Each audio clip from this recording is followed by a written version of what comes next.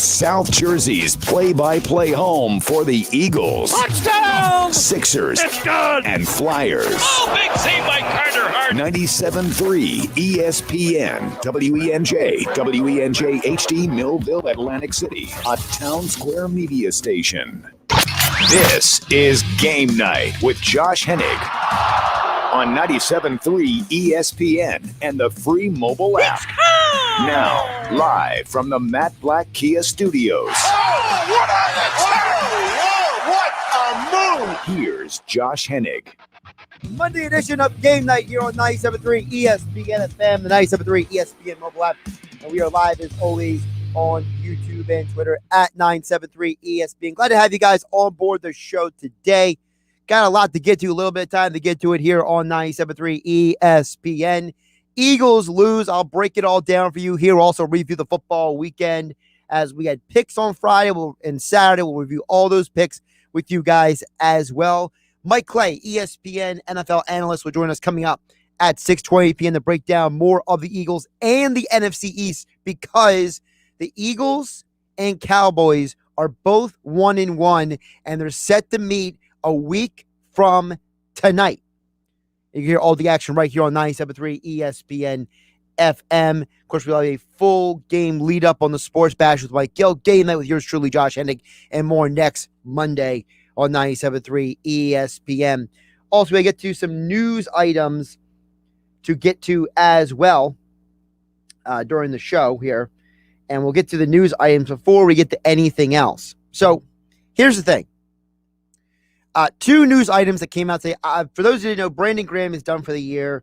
It's pretty much been confirmed that his season is over, which is very disappointing. Very disappointing to see him out for the year. I tweeted this earlier yesterday. This guy's the heart and soul of the team. This team is not who they are without Brandon Graham. So, how do they adapt to that? I understand that he can go out there and, be a supporting member and he can support the team and all that jazz. But I'm telling you guys, without him, you're losing a piece of the defense emotionally, leadership-wise. It's going to be hard to make up for that. Now, the defense still played pretty well overall without him on the field. So it's not like the defense completely collapsed and they gave up like 40 points or something. So at least the defense is still a solid defense. The other news that came down today was Brandon Brooks is going to go on the injury reserve. According to Nick Sirianni, it's a strained pectoral. Now, the pectoral is an injury that is very subjective. It is very based on what you personally can handle in terms of recovery, because there's, what is a strain really? Sometimes people define a strain differently. We've heard orthopedic doctors talk about the difference between a strain and a sprain and a pull and a tear. And there's a lot of variables that go into that stuff. But I will just say this. If he's going on the injury reserve, then he's probably going to be out for at least 3 weeks. And I have to wonder, is Landon Dickerson ready for the big time? He struggled a little bit in his first game in the NFL. He had to come in last second duty. He barely practiced with the team this week. So you would think that a full week of practice will do him better than coming into that game. So that's the second item news. The third item news that came down today was Zach Ertz has been put on the COVID reserve list. Now, that means two things specifically. Number one, when you're put on the COVID reserve list, that means that it opens up a roster spot until you can come back. So in theory, if the Eagles can't bring him back for the game because he can't test negative enough times, then they can fill the roster spot with somebody else.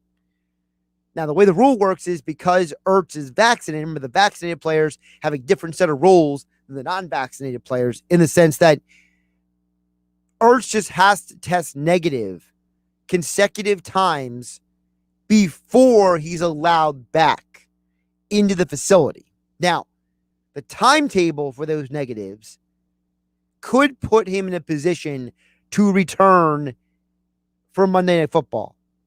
But that is something that still has to be worked out. Okay, so those are the main three Eagles news items that have kind of happened during the day today. And of course, keep it tuned to 973 ESPN mobile app and 973ESPN.com for more Eagles coverage for your home for Eagles football in South Jersey, 973 ESPN. So yesterday's loss, obviously there were a lot of people who got that game wrong, okay? And I being one of them. And I genuinely thought that the team was going to be better. I thought they were going to play better. And at the end of the game, you walked away and you realized there was a big reason why that team lost that game. Whether you want to call it overthinking, whether you want to call it analysis paralysis, whatever you want to refer to it as, the Eagles did too much thinking yesterday. Nick Sirianni overthought the situation. His game plan was overthinking. His adjustments were overthinking. The Eagles lost the game mentally. They didn't lose the game physically. Those two hits by Kevon Wallace and Derek Barnett, all right? Two guys who have histories of making poor decisions on plays like that. Two guys who you know have a tendency to make those plays. I got to tell you guys, someone had to reel those guys in before now. Someone on the coaching staff had to tell them, you can't make those plays. And I'm assuming, just knowing football the way I do, that both those guys are being admonished intensely in film session this week. That might not change everything, but they were still major mental errors by both players. I thought that the moment the Eagles didn't convert after the big Quez Watkins play, they didn't score, they walked away with 0 points, that was the moment the Eagles handed momentum to the 49ers. And unlike week one, the Eagles never adjusted.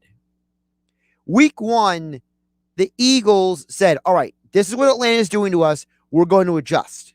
And they did. And then they crushed them. That was a winnable game yesterday.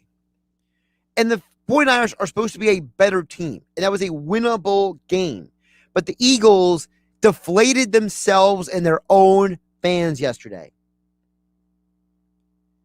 Sirianni's game plan deviated away from what they did the week before. He used the tight ends and he used the running backs a lot in Atlanta. Think about this. Ertz and Goddard combined for 4 pass targets versus the 49ers. But they had 7 pass targets versus Atlanta. And all in all, it was a difference in passing yards of the tight ends specifically of 46 yards. Think about that for a second.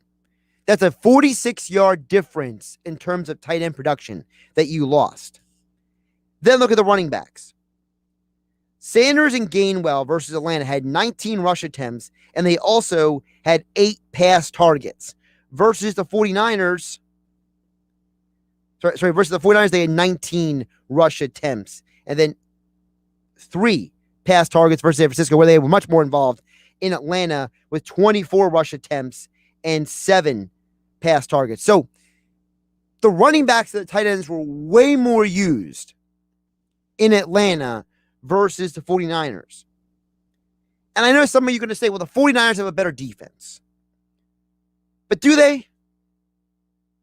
Was that really the difference?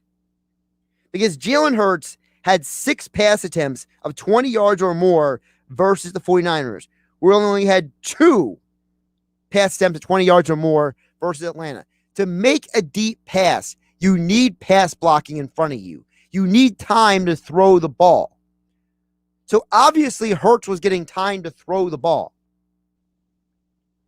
Also, to keep this in mind, the 49ers defense got 3 quarterback hits on Hurts. Week before, Falcons had 2 quarterback hits. A 1 quarterback hit difference. So was the 49ers the team that slowed down the Eagles offense, or did the Eagles offense shoot themselves in the foot? I say the Eagles shot themselves in the foot. Sirianni with a bad game plan and horrible in-game adjustments, penalties out the wazoo. Second straight week they out penalized the other team. And don't forget, this team was at home. You should have won the game. And I'm not just saying that because I picked them. I'm saying it because if you watch and rewatch the game, you see how horrible some of those penalties were. You see the sloppy play. You see that Hurts had to throw the ball away way more in this game than they had to throw in the game before. Furthermore, they used the bubble screens and the running backs and the tight ends in week 1. Week 2, they got away from it. This is a perfect example of overthinking, trying too hard, trying to outwit the room, trying to outsmart people. And that wannabe Philly special play should be bagged and never run again the rest of this year, because Sirianni said it himself for months. Fundamentals. We got to play football the right way. Well, Sirianni got away from his own mantra. He bailed on his own situation. He bailed on his own team.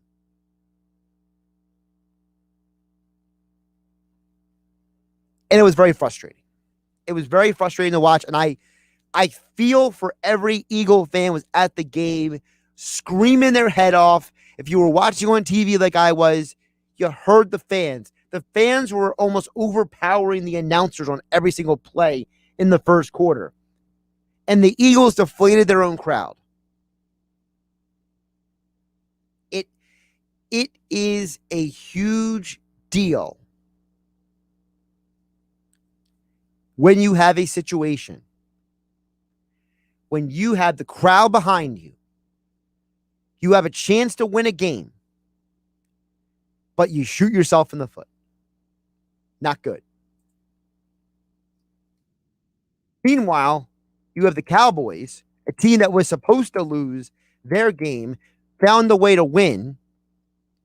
A very strange end of game. I thought they were going to try to get closer for the field goal, but they ran down the clock, and that was horrible clock, man.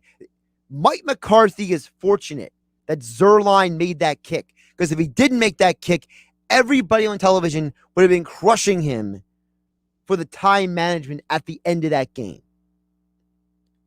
I would argue the Chargers lost that game more than the Cowboys won that game. But either way, the 1-1 Cowboys take on the 1-1 Eagles next Monday night. We're going to have a lot of breakdowns of the Eagles and the NFC East coming up today and the rest of the week here on 97.3 ESPN. As always, we will get to your texts, messages, DMs throughout the show here on Game Night on 97.3 ESPN. You can direct message the show through the 97.3 ESPN mobile app. Download for free. Thanks to First Bank of Sea Isle City. Text board is open, 609-403-0973. And we are live on YouTube and Twitter at 973 ESPN. There's a plethora of ways to get a hold of the show. Coming up on the other side, we'll get more analysis from Mike Clay, ESPN NFL analyst, joins us next right here on 97.3 ESPN FM and 97.3 ESPN mobile app, powered by First Bank of Sea Isle City. I'm Josh Hennig. This is Game Night. Kevin Harlan here from Monday Night Football on Westwood One. Join me and Tony Baselli from Lambeau Field in Green Bay. It's Aaron Rodgers and the Packers playing host to Jared Goff and the Detroit Lions. Both teams are looking to bounce back from losses in Week 1 and pick up their first division win of the year. Don't miss any of the action on Monday Night Football. Listen to Monday Night Football on 97.3 ESPN. Coverage begins at 7:30.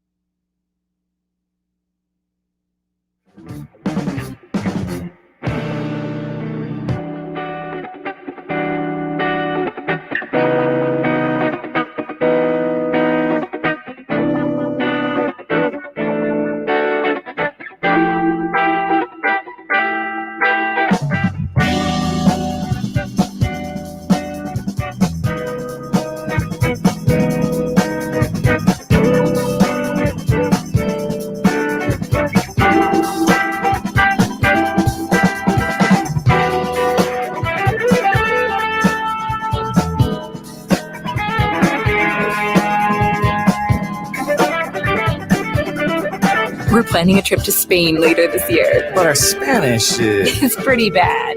So we're using Babbel. Babbel's conversation-based method teaches you real-life words and phrases. And with Babbel's interactive, bite-sized lessons, you'll remember what you learned. There's no easier way to learn another language. Ahora hablamos español. He just said, now we speak Spanish. Babbel, language for life. Now try Babbel for free. Just go to Babbel.com. That's Babbel.com.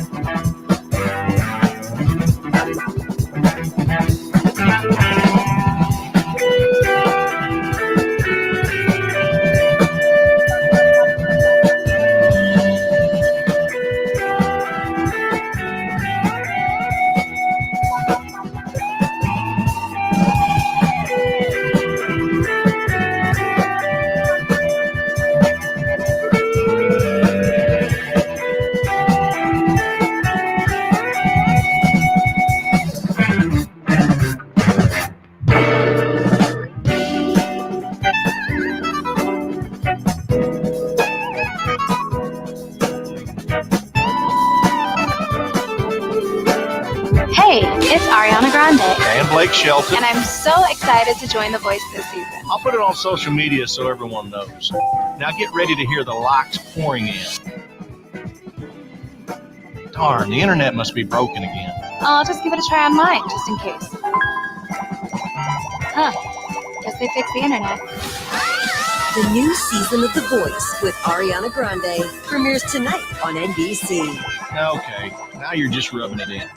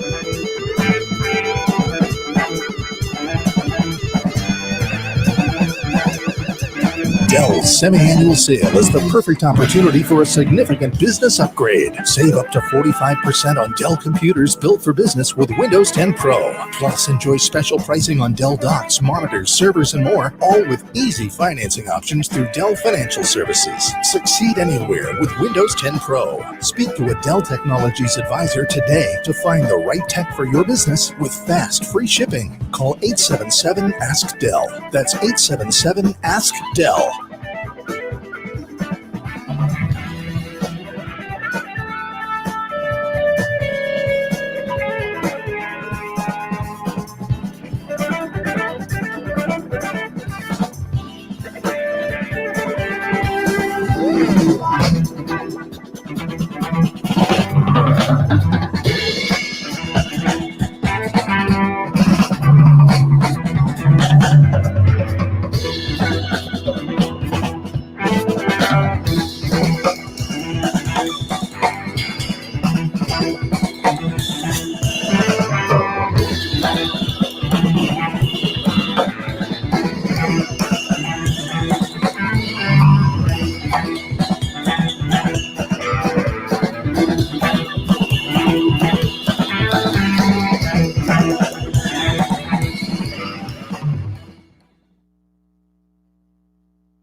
It's game time. Football season is in full swing, and you can catch all the NFL action at the FanDuel Sportsbook in Bally's Hotel and Casino, Atlantic City. It's time to get in on all the games you love. Experience sports betting done right with live streaming games, food and beverage, self-service betting kiosks, and more. Get your game face on and score big this weekend when you bet at FanDuel Sportsbook in Bally's off the boardwalk, Atlantic City. Gambling problem? Call 1-800-GAMBLER. You're listening to Game Night with Josh Hennig on 97.3 ESPN and the free mobile app. Josh Hennig back here on Game Night, 97.3 ESPN FM, 97.3 ESPN mobile app. And as always, we are live on multiple platforms. We appreciate you guys listening in your car, on the radio, through the 97.3 ESPN mobile app. Watch the show online. Of course, 97.3ESPN.com. Plethora of ways to get a hold of the show. We're going to review more of the NFL weekend. Joining us right now on the phone line, ESPN's Mike Clay, at Mike Clay NFL on Twitter, joins us right now here on 97.3 ESPN. Mike, how you doing today? Hey, doing good. A little exhausted, just grinding through through all the new information we got from week number 2, but looking forward to another good Monday Night Football game here, and it's a long slate. We have the extra game this year. It feels like a long grind going forward, but it's exciting to have real football back. It's definitely exciting, and it's also exciting to see fans in the stands. But in Philadelphia, the fans got deflated, Mike, because it seemed like the Eagles couldn't get out of their own way yesterday. It seems to be a tale of two different offenses for the first 2 weeks of the season. What were your takeaways from Nick Sirianni and his offense after 2 weeks? Yeah, so look, I think this is to be expected, right? You have a quarterback who played 3 full games coming into the season. Now has 5 full games under his belt. You have a first-year head coach. You had a bunch of player personnel changes during the offseason, had a couple injuries during that game as well, and you were facing a good 49ers team. So, I don't think it's crazy to expect some ups and downs. They really were impressive in week 1. They played an inferior team. We didn't know they were inferior at the time, but clearly they were, as the Eagles had no problems with them, and then came back to earth a little bit here in week 2. But, I feel more optimistic about the Eagles now than I did coming into the season. I think most would agree. The fact that you handled your business against a team like Atlanta and then went toe-to-toe with a team like San Francisco, who, look, coming into the season, granted, I was a little bit lower than the 49ers on some. I thought they were kind of in the 12 to 15 range in power rankings, whereas other people had them as high as like 5th. But anyway, the fact that they ran toe-to-toe with that team was a pretty good sign. So, so far, so good. You look around the division, the Cowboys are playing pretty well. They're playing better than expected defensively. Washington and the Giants, probably playing worse than expected on the defensive side of the ball. So they have a shot. The Eagles have a shot. The way they've played so far, it's very early in the season, but they're playing like a team that can compete. Obviously, losing Brandon Graham's big, but if Jalen Hurts plays at a high level going forward, the Eagles are going to be in the thick of it. One thing that Jalen Hurts to say that to me, Mike, is the fact that he does go out of his way to not try turning the ball over. He throws the ball away. He tries to make the smart play. It seems like that is something that was missing from this team last year, considering Wentz was just a turnover machine. And it sounds kind of ridiculous saying it, but it's almost as if, Mike, if you just had a quarterback that didn't turn the ball over, this team would have a couple more wins last year. No question about it. If you look at it, the NFL is a really hard game to predict, but if you know the turnover margin from a game, you could pick the winner pretty easily most weeks. That it's so important. It correlates so well with winning. You have to win the turnover margins. Coaches talk about it all the time for a reason, and it's legitimate. So that was a big problem for the Eagles last season. And if Hurts protects the ball well, they're going to just hang in games. We've seen that. I'm just trying to think of an example, like say Tyrod Taylor, right?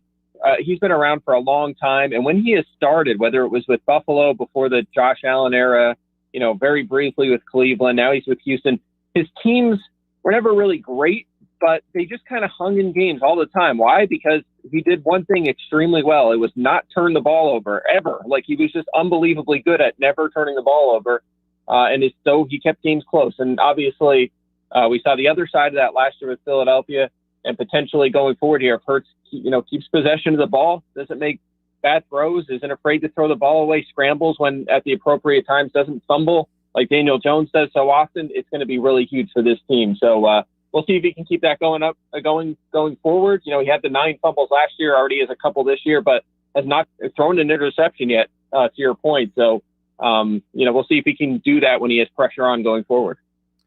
You mentioned the pressure on him. What does it say to you that the 49ers only got 3 quarterback hits yesterday? That the Eagles' offensive line, for what some people perceive, seemed to hold up better than some expected. Yeah, I mean, I was very high on the Eagles O-line coming into the season, so I'm not shocked by that. Obviously, we have the injury now at guard, which is, concerning, but luckily he's not going to miss much time. So, once they get Brooks back in there, I'll feel even better. But, we know Mailata, he got the extension. He's playing at a high level. We know he and Johnson are very good. We know Jason Kelsey is one of the best centers in the NFL, and when healthy, they have one of the better guard duos in the league as well. So, again, a healthy Eagles offensive line, considering the talent there, is one of the best in the league. I'm not shocked at all that they were able to hold up in a situation like that. Not to mention that you have you don't have a guy that's a statue in the pocket. If the pressure's coming, he can run, make some plays, and that's going to be huge for them going forward. Mike Clay joining us here on Game Night on 97.3 ESPN, at Mike Clay NFL on Twitter. You can catch all of his writing over on ESPN Plus. I'm telling you, folks, you want the ESPN bundle. It's well worth it. It's so inexpensive, and you get tons of content from ESPN Plus, including all of Mike Clay's analysis over there. Mike, I want to ask you about the NFC East as a whole. You now have 3 teams that are sitting at 1-1. The Eagles, the Cowboys, and Washington. And we know the Cowboys, Eagles, they play next week. The Eagles got Washington twice in the month of December. If you were to do like a macro on those 3 teams at 1-1, how do you lay them out? Yeah, so I think looking forward right now, I actually have Washington. I do projections for the site, and that includes at the team level. I actually have Washington projected with the hardest schedule in the NFL moving forward. So that's something to think about. That might be problematic for them. Remember, they're utilizing their backup quarterback right now. They don't even have their number one. Fitzpatrick's going to be out for a while. Again, the defense is underwhelmed a little bit so far, so that doesn't really paint a great picture for them.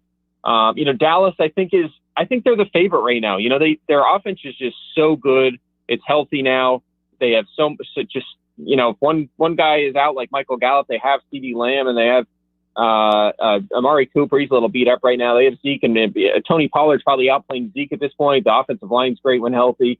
So they're pretty stacked. And like I said before, their defense overachieving a little bit right now. They held Justin Herbert and the Chargers in check this past week, and that was pretty impressive. They went toe to toe with the Buccaneers in Week 1 as well. So I think the Cowboys a slight favorite. I think the Eagles, we just broke down, our second in line, Washington third.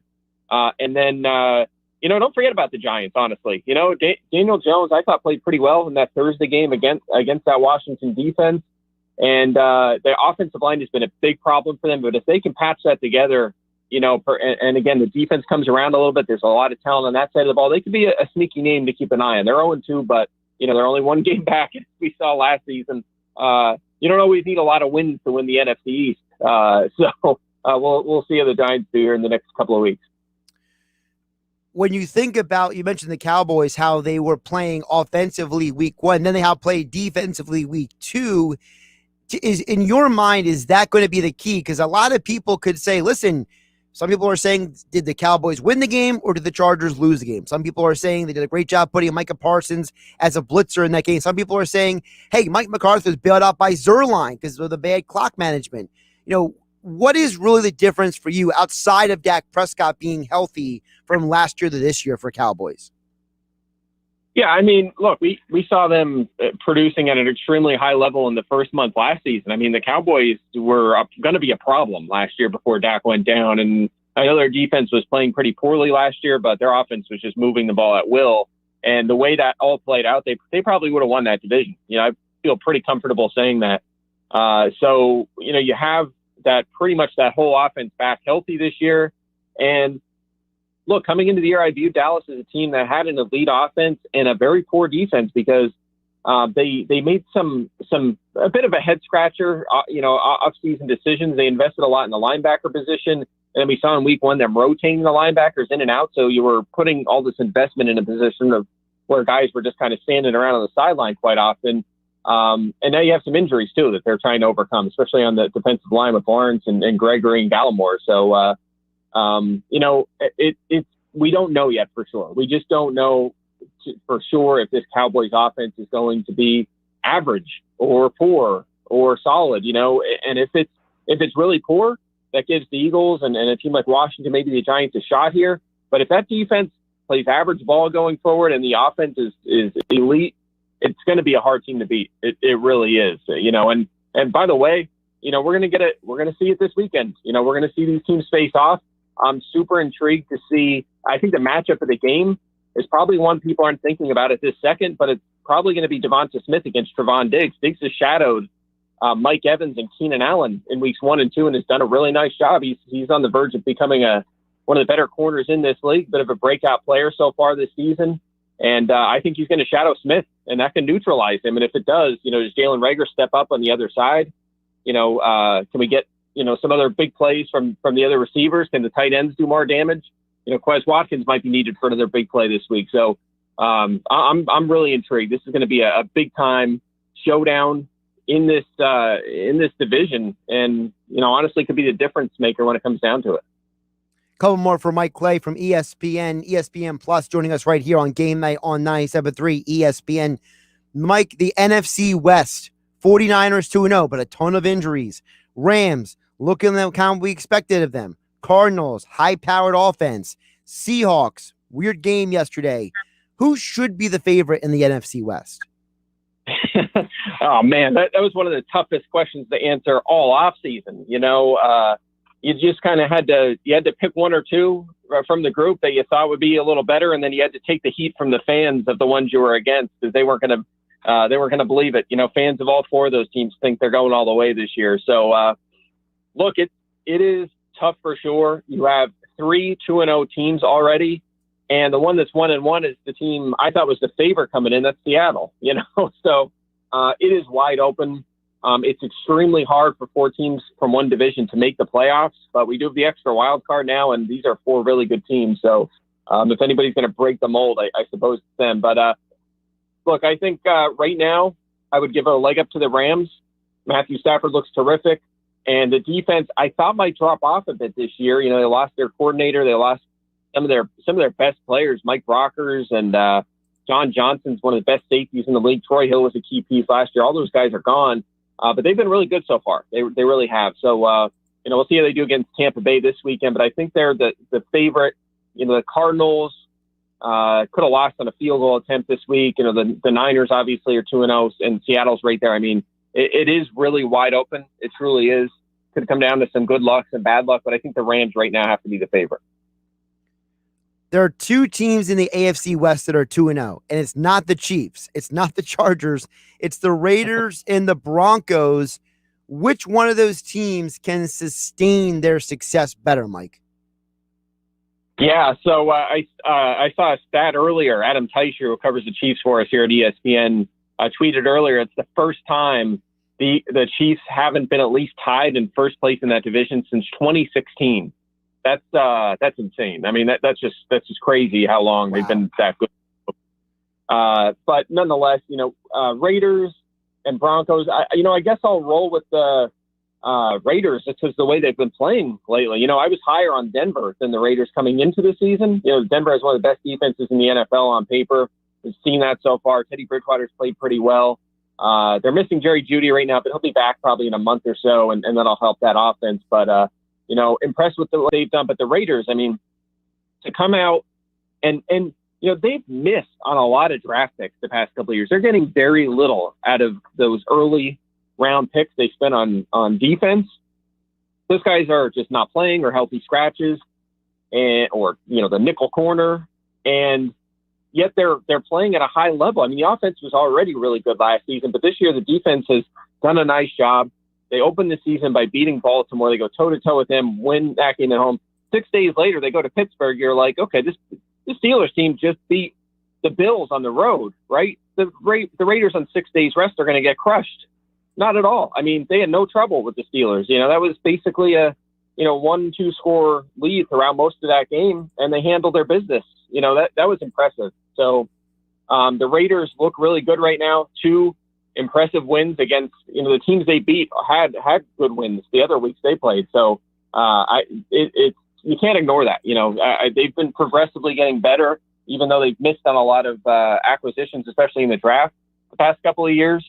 And, maybe this is the year. Maybe this is the year they get into the playoffs and make a run at it. But I'll tell you what, the AFC West, really exciting division. You have the Chiefs, Justin Herbert and company, they're 1-1, but, you have Herbert, you have a shot. Right? Brandon Staley's the defensive coordinator's done a nice job so far. That division, really both Western divisions are going to be a lot of fun this year. He is Mike Clay. Give him a follow on Twitter at Mike Clay NFL. Make sure you get ESPN Plus. Check out all of his prognostication, all of his analysis, all of his fantasy football breakdowns. It's all on ESPN Plus. Jump on that. Get the ESPN Disney Plus Hulu bundle. Do it all so you can get all the stuff there. And we always enjoy Mike Clay's analysis right here on Game Night on 97.3 ESPN. Mike, always appreciate you jumping on. All right, you got it. Have a good one. Josh Hennig here on Game Night on 97.3 ESPN FM. Of course, our football conversation here on 97.3 ESPN being brought to you by FanDuel Sportsbook, inside Bally's Hotel and Casino in Atlantic City. It's time to experience sports betting done right with live streaming games, food and beverage, self-service betting kiosks, and more. Get in on all the games you love at the FanDuel Sportsbook inside Bally's Atlantic City. The retail sportsbook is conveniently located off the boardwalk, featuring 5 betting windows, a large video wall, a sports sticker, 20 self-service betting kiosks, and various lounge seats. Get your game face on and score big this weekend when you bet with FanDuel Sportsbook, only at Bally's in Atlantic City. Gambling problem? Call 1-800-GAMBLER. All right, as promised, we will get to you guys next. We got messages coming in. I see them. We will get to you guys on the other side. Keep them coming. DM the show through the 97.3 ESPN mobile app powered by First Bank of Seattle City. Text 609-403-0973. And we are live on YouTube and Twitter at 973 ESPN. I'm Josh Hennig. This is Game Night. This is the radio home for Philadelphia Eagles football. It's week 3 of the 2021 season. Next Monday night in Big D as the Eagles face the Dallas Cowboys. We circle this date the second the schedule comes out. There's nothing normal about playing against the Dallas Cowboys. Pre-game coverage begins at 7. Merrill and Mike call all the action starting at 8. This is where the Eagles play. 97.3 ESPN, South Jersey's Eagles station.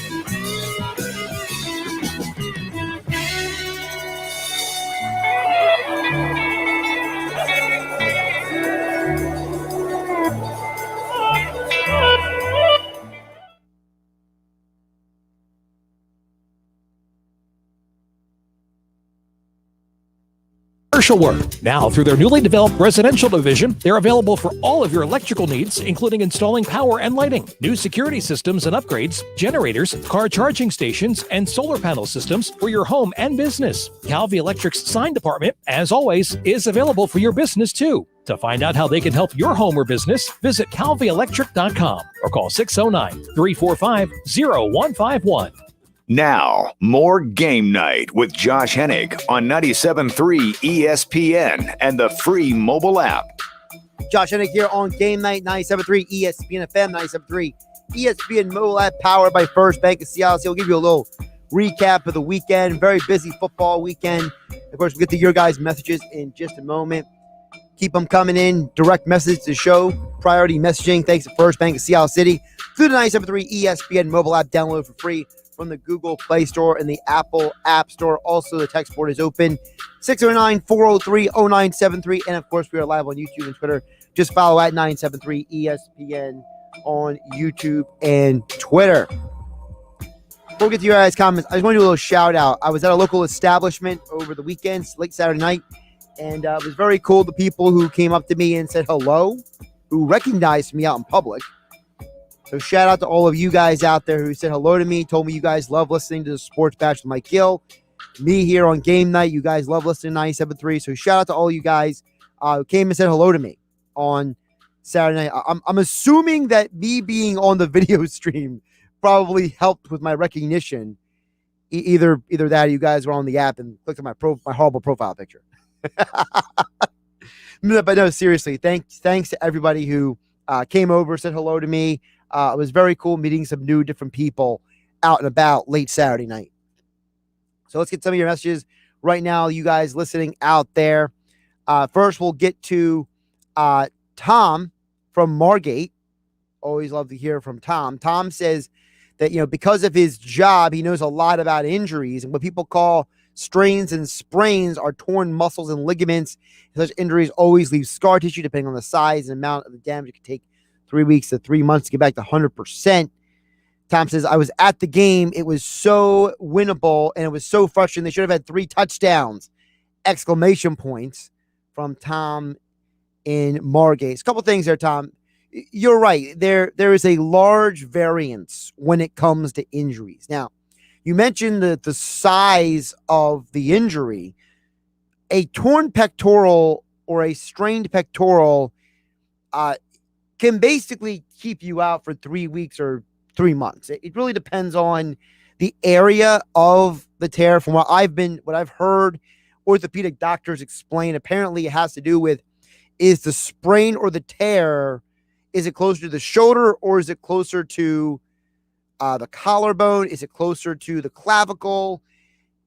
Is it where on the chest is the pectoral strain or tear? And apparently that's a huge part of it, according to what I've overheard orthopedic doctors explain. So I'm assuming if they're putting him on reserve injured list, he's going to miss 3 weeks. That is not too serious, but again, it's something to monitor. And Tom, you're 100% right. Tom from Margate. The game was winnable. They shot themselves in the foot. That's what's frustrating. It's one thing if the 49ers came to Philadelphia and just crushed them, right? That'd be one thing. But that didn't happen. The Eagles had chances to get in that game, but they got away from what they did the week before. And how about we give some credit to the defense? The defense gave up 17 points to a team that scored, 40 the week before? Got to give the defense some credit. Even without Brandon Graham, they still stepped up and did their best. Outside of Brandon Graham and Kevon Wallace being just idiots with those helmet-to-helmet plays, which are illegal, overall, I thought the defense actually played solid for all intents and purposes. Paul from Millville chimes in. Paul says, Brandon Graham's loss is heartbreaking. Will be a major loss. I think this loss against San Francisco has many positives. This game showed them even though they lost, they were way more competitive than they thought they would be this season. That's from Paul in Millville. Yeah, Paul, I think that you hit the nail on the head. Mike Clay said the same thing just a little bit ago from ESPN. The team is showing you that they're competitive. And I think at the end of the day, I think most Eagle fans, if the team's competitive, they at least are not going to be miserable. Like I talked with Aaron Dolan about this from FanDuel Sportsbook on Friday's show. You're not dreading watching the Eagles game. You're not waiting for some drama with Wentz or some wackiness on the sidelines, or you're not worried about those things. You just can watch a game and either be happy or be frustrated with the end result. I think it's a big deal. I think for Eagle fans and football fans alike, when they turn on the Eagles game, they don't have to be depressed watching it. By the way, Jeff Bonampuki over on YouTube says he's got the Rams winning the NFC West and the Raiders winning and going in the playoffs. So here's the problem with the NFC West. I'll say this real quick before we get to a review of the weekend in football. My problem with the Rams is I'm waiting for a team to slow down the passing game and dare the Rams to beat them with the run. You know, years ago when they got to the Super Bowl, they had Todd Gurley, right? And then they had Anderson near the end of the season. And they had running backs. If you dare them to run the ball, they could run the ball. Now, they're short on running backs. And they're depending on Henderson and whenever Sonny Michel does get in the lineup to go out there and make plays. I want to see what happens when a team says, Sean McVay, I'm not letting you beat with the passing game. I'm not letting your wide receivers get past me. You have to beat me with the run. I'm daring you to beat me with the run. I'm only going to keep 5-6 guys in the box on every down. What do the Rams do when that happens? That's what I want to know. And then the Raiders. I mean, I was so wrong about the Raiders. That's one of my things I got wrong over the weekend. I mean, I thought that the Steelers were going to win that game. I thought no Josh Jacobs. The team was having a great old time. Short week. Might be a little bit of a hangover from the home win. No, they went out there and played great. Now, it didn't help that TJ Watt got injured in the game. He's currently week to week, according to the Steelers. He had a groin pull or strain.